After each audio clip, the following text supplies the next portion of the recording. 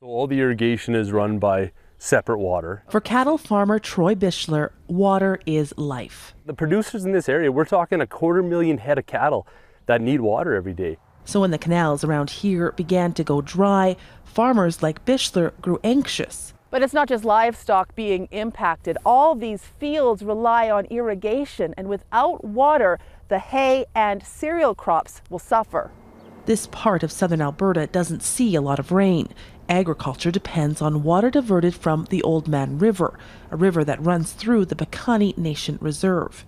Every spring, the canal gates open from a weir on Piikani land. But on April 12th, the nation closed it tight. At times where we get very protective of our river, it's sacred to us. Councillor Rial Houle says the act of protest wasn't taken lightly. He says 20 years after a water rights agreement was first signed between the nation and the federal and provincial governments, a lot has changed. For one, the province wants to build a new, upgraded weir. The province wants to come in and build a new one. And Piikani Nation wants to be a part of that, because it's a major project that's happening on our lands. Houle says after 5 years of writing to the province with environmental and economic concerns, turning off the taps was finally an act of desperation. But it worked. We're finally moving in a good direction.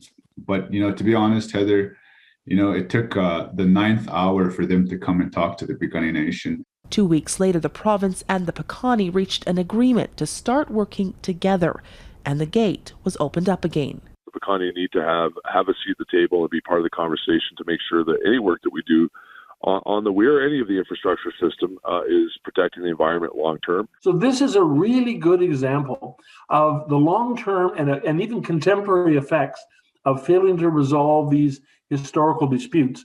And like I say, there are literally hundreds of these across the country.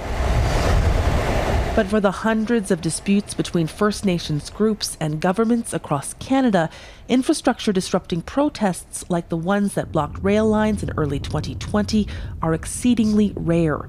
In most cases, Indigenous groups take these battles to court, where they often win. Then the question comes, why are we not resolving them more quickly? In the end, no lengthy court battle was necessary for the Piikani Nation.